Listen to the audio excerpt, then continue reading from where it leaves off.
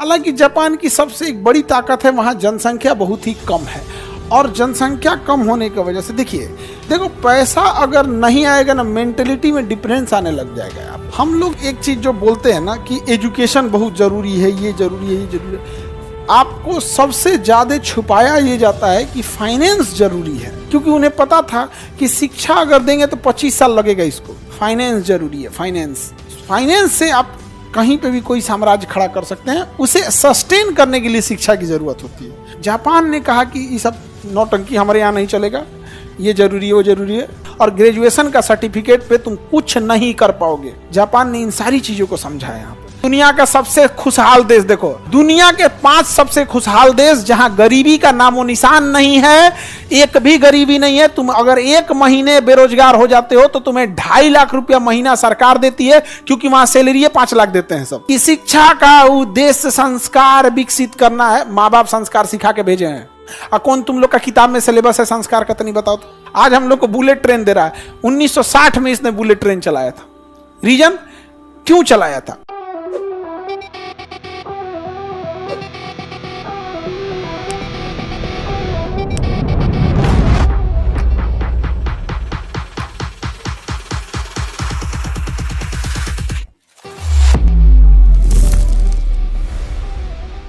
Japan का सबसे बड़ा द्वीप, जापान में 7800 द्वीप होने के बावजूद और 3800 द्वीप होने के बावजूद, इतना इंडस्ट्रियल होने के बावजूद, वहां 65% से ज्यादा 70% तक जंगल है। कितना परसेंट है?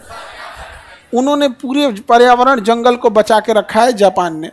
हालांकि जापान की सबसे एक बड़ी ताकत है, वहाँ जनसंख्या बहुत ही कम है और जनसंख्या कम होने की वजह से हम लोग एक चीज़ जो बोलते हैं ना कि एजुकेशन बहुत ज़रूरी है, ये ज़रूरी है, ये ज़रूरी है, आपको सबसे ज़्यादा छुपाया ये जाता है कि फाइनेंस ज़रूरी है। ज़रूरी क्या है? फाइनेंस। देखो पैसा अगर नहीं आएगा ना, मेंटेलिटी में डिफरेंस आने लग जाएगा। यहाँ पे फाइनेंशियल स्थिति तुम देखना, तुम जनरल डिब्बा में बैठ के देखो, वहाँ लोगों की बात करने का टॉपिक, मुद्दे अलग होंगे। तुम वही उठ के उसी ट्रेन के एसी डिब्बे में जाके देखो, वहाँ लोगों के बात करने का तरीका, स्टैंडर्ड लिविंग स्टाइल सब कुछ अलग हो जाएगा। यहाँ एकदम कंप्लीट क्या रहेगा? डिफरेंट रहेगा। फ्लाइट में चल जाओ और ज़्यादा रहेगा, उसमें चल जाओ, उसमें भी बिजनेस क्लास में है, कोई दिक्कत, तो सब अलग हो जाता है। तो भारत के लोगों को ना छुपाया गया, क्योंकि देखिए भारत एक लोकतांत्रिक देश है, हमें अपनी ज़रूरतों के लिए हमने अपनी सरकार चुनी है। तो एक प्लान तरीके से इन्होंने कहा कि शिक्षा बहुत ज़रूरी है, क्योंकि उन्हें पता था कि शिक्षा अगर देंगे तो 25 साल लगेगा उसको नर्सरी, केजी, मैट्रिक, इंटर कराओ, फिर ग्रेजुएशन कराओ, फिर कंपटीशन दो, नौकरी दो, 25 साल, तो 25 साल शांत रहेगा, शांति से कहो इसको टॉनिक पिलाओ। शिक्षा जरूरी, शिक्षा जरूरी, फाइनेंस जरूरी है। फाइनेंस समझ में आ गया कि नहीं आ गया? फाइनेंस जरूरी है। फाइनेंस से आप कहीं पे भी कोई साम्राज्य खड़ा कर सकते हैं, उसे सस्टेन करने के लिए शिक्षा की ज़रूरत होती है। तो कोई ज़रूरी थोड़ी खुद ही सस्टेन करेगा यहाँ पे। तो फाइनेंस खराब कर दिया। जापान ने कहा कि ये सब नौटंकी हमारे यहाँ नहीं चलेगा, ये ज़रूरी है, वो ज़रूरी है, कपड़ा पहनना जरूरी है, तो भाषण देने की क्या ज़रूरत है? जैसे कपड़ा पहनना जरूरी है वैसे एजुकेशन जरूरी है। क्या ज़िंदगी भर हम लोग पढ़ते हैं? सीखते ज़िंदगी भर हैं। पढ़ाई का एक उम्र होता है 20-22 साल तक में आप अपनी पूरी मेन जो स्ट्रीम एकेडमिक स्कूल कॉलेज की पढ़ाई होती है उसे ख़त्म कर चुके होते हैं।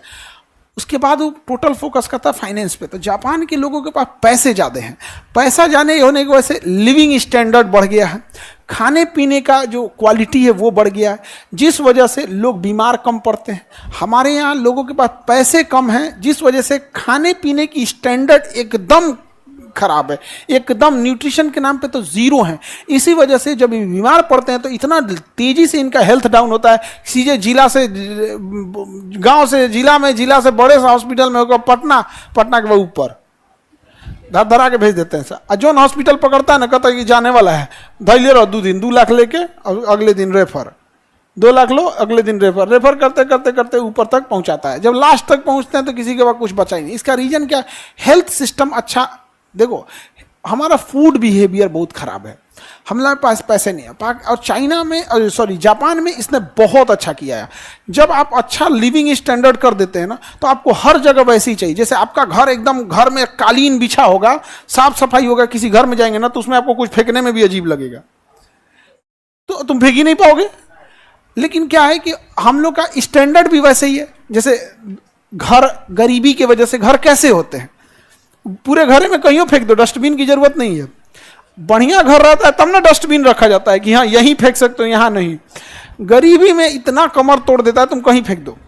तो धीरे धीरे मेजॉरिटी लोगों को हम लोगों ने अपने देश में 5 किलो राशन के लिए लाइन लगा दी है।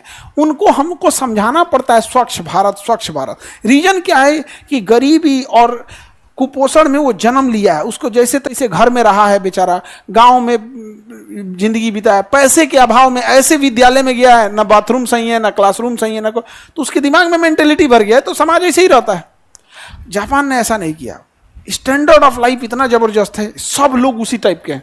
तो कोई कचरा होता है तो जेब में रख लेते हैं, डस्टबिन खोजते हैं हर जगह। वहां साफ सफाई के लिए झमेला नहीं करना पड़ता। और हम लोगों ने बेवकूफ बनाया, लोगों क्या कहा, बेवकूफ बनाया। सबसे जरूरी क्या है, फाइनेंस। एक अनपढ़ से अनपढ़ इंसान, गांव का एकदम कुछ नहीं पढ़ा है, भैंस चरा रहा है, आप उसको 10 लाख रुपया दो, 100 गो भैंस लाएगा। कितना लाएगा, 100 गो भैंस। तुम अभी ग्रेजुएशन करते रहना, उस 100 गो भैंस लाएगा, 6 महीना बाद सब भैंस बच्चा देने लगेगी। ऐसा उसका दूध प्रोडक्शन चालू हो गया, तुम्हारा ग्रेजुएशन फर्स्ट ईयर है, उसका निकल गया प्रोडक्शन। अब उसको जो 100 भैंस है वो अगले साल 200 हो जाएगी। दूध का प्रोडक्शन बढ़ गया, तुम अभी ग्रेजुएशन सेकेंड ईयर में, बीए लेके करते रहो वहां पे। वो धीरे धीरे प्रोडक्शन करते करते चल गया, अपना कर्जा चुका देगा, अपना घर बना देगा, तुम ग्रेजुएशन थर्ड ईयर में। अब मगध यूनिवर्सिटी हो ना तो मरो ससुरे, तो नहीं तो मरो वहां पे, मर जा तुम वहां पे। हमको इस बात से बहुत एलर्जी है कि आपने ग्रेजुएशन करा के एक बच्चों से जिंदगी का सबसे बहुमूल्य चीज छीन लिया, और ग्रेजुएशन का सर्टिफिकेट पे तुम कुछ नहीं कर पाओगे। तुम उस सर्टिफिकेटवा के दम पे कुछ करके दिखा दो। तुम अभी भी बस तुम्हें एक बैठने की एलिजिबिलिटी दे देगा कि तुम इस एग्जाम में बैठ सकते हो, तुम्हें कुछ देने वाला नहीं है। तुम ग्रेजुएशन का सर्टिफिकेट लेना बीए का, अब भर नोएडा, गाजियाबाद, दिल्ली, गुड़गांव घूमते रहना, हमको जॉब चाहिए। बीए के बाद इंटर का बीए, क्या मतलब बन रहा है। जापान ने इन सारी चीजों को समझा है। यहाँ पर सबसे जरूरी चीज अपने दिमाग में बैठा कर रख देना, पूंजी होती है। क्या होती है, पूंजी।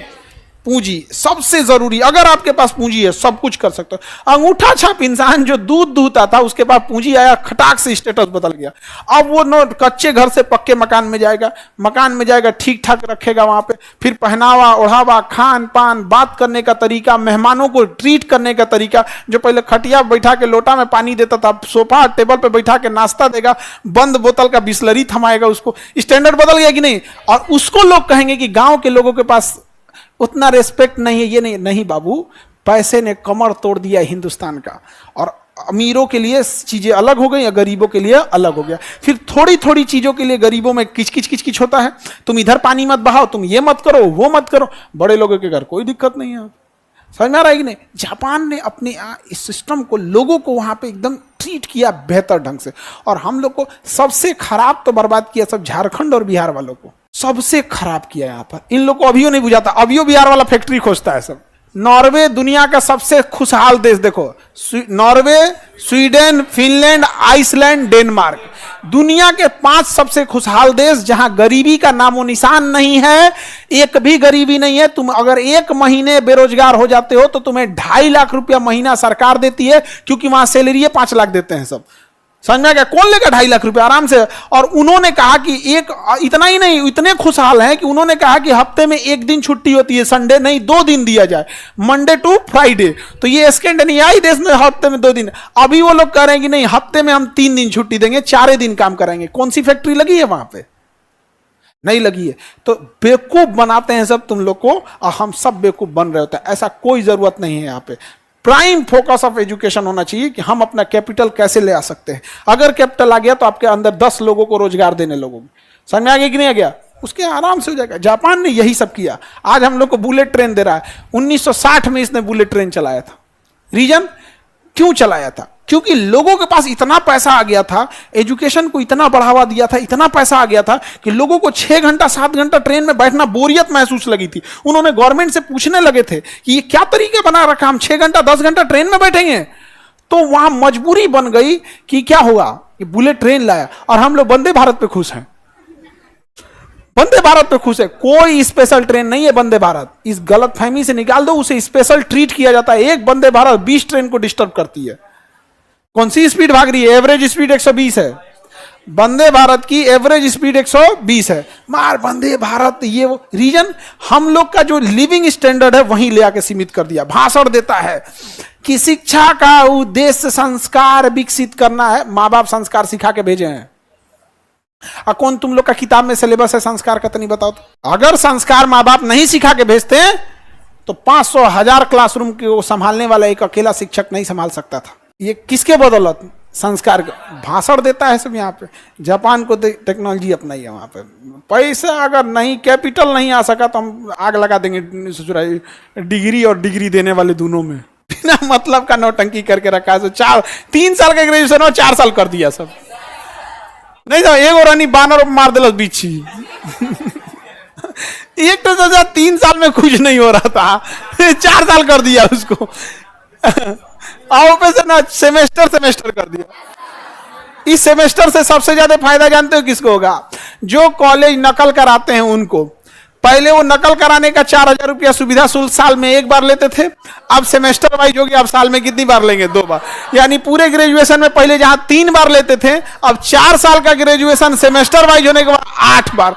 अगर सुविधा शुल्क 2,000 भी लेता है एक एग्जाम में पास कराने का, तो पूरे ग्रेजुएशन में 8 दूनी 16, 8 सेमेस्टर है, 16,000 रुपया तुम केवल सुविधा शुल्क के नाम पे दे दोगे, क्योंकि तुम्हें नकल करके पास होना है। और इसमें तुम्हारी कोई गलती नहीं है, क्योंकि तुम्हें पता है, तुम समझदार हो, ग्रेजुएशन करने से कुछ नहीं होता है। अपना समय तो बचाए, तुम समझदार हो। कौन जाएगा मरने के लिए कॉलेज में? अब कोई मतलब का नहीं। और यहां ये सबने एकदम बेहतरीन काम किया। इनका एजुकेशन सिस्टम अलग है। इनके एजुकेशन में, इनके स्कूल में मिड डे मील का खाना 5 स्टार होटल का होता है। जापान में मिड डे मील का खाना कैसा होता है? 5 स्टार होटल है। हम लोग का सोचा छिपकली गिरल थी, खिचड़ी। तो जापान का बात अलग है, यहाँ पे डेवलप है। और जब ऐसा होने लगता है ना बाबू, देखो समाज में जब आपके पास कैपिटल आ जाएगा, पैसे आ जाएंगे ना, तो फिर आप दूसरे को रोजगार देने लगेंगे। फिर आप खुद से ना राशन छोड़ दीजिएगा, सब्सिडी वाला एलपीजी छोड़ दीजिएगा। जब खुद से आपके घर में 2-4 आदमी आ जाएंगे, गाड़ी घोड़ा आ जाएगा, तो आपको खराब लगने लगेगा है। तो लिविंग स्टैंडर्ड केवल के एजुकेशन की वजह से नहीं, कैपिटल। तुम्हें कोई कितना बेवकूफ बनाए, याद रखना, भाषण दे तो हमारा बात याद रखना। हमसे कई बार हमसे कोई मंच पे बोलता है तो हम मंच पे बोल देते हैं। एगो तो नया सगुफा सीखा है, शिक्षा मंत्री बन जाएंगे तो कौन सी कर लेंगे? कौन सी कर लिया शिक्षा मंत्री हम लोग का? शिक्षा मंत्री क्या कर लेंगे?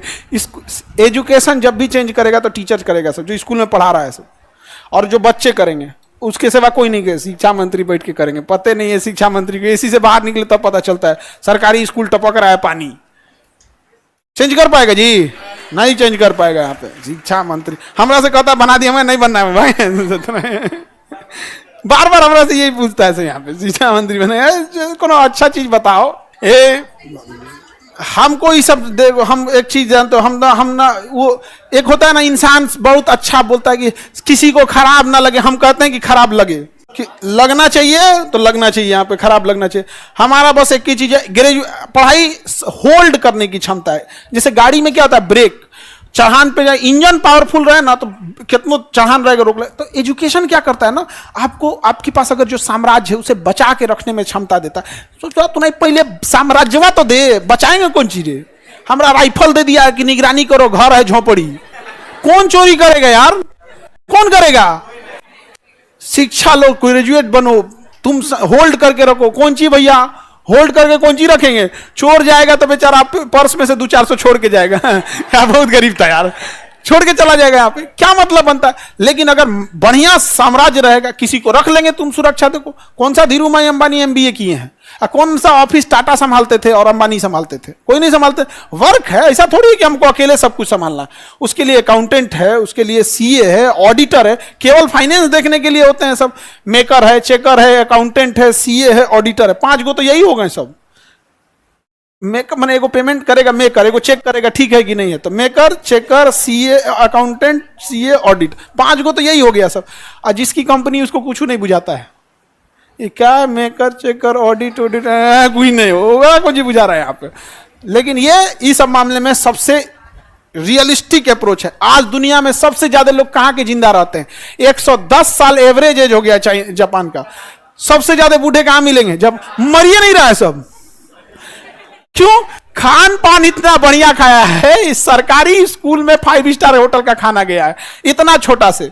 और हमारे यहाँ रिकेट्स हो गया है छोटे बच्चों को, समझ में आ गया कि नहीं आएगा, कुपोषण हो गए हैं सब। क्या जाएगा उस 70 साल में, 40 हेलते तो शुगर पकड़ के बैठ जा रहा है वो, 40 होते हैं शुगर पकड़ के बैठ जा रहा है। क्या बैठेंगे ये लोग। सर इतना सही सही नहीं बोलना था आपको। हमको तो हमारा बस चले तो मोटका हरिहर का बांस लेकर मारत फिरे, सोचा तूने कुछ भी कर 25 साल हेला तो 25,000 कमाए वो, बस हम नहीं कर रहे हैं अंबानी बनेगा। वो हेला तो उसको कमाना चाहिए, चाहे गांव में बैठा है चाहे शहर में, तो कमा लेता है, गांव में नहीं कमा पाता। और लड़की लोग तुम लोग को तो नाच दिया सब, तुम लोग को तो सबसे पहले पैसा से साइड किया सब, तुम लोग को कहा शिक्षा ये सब, पैसा हमारे पास भी रहना चाहिए। आप जापान में ये सब नहीं है। सबसे ज्यादा लोग कितने उम्र तक, सबसे ज्यादा बुजुर्ग लोग कहाँ मिलेंगे।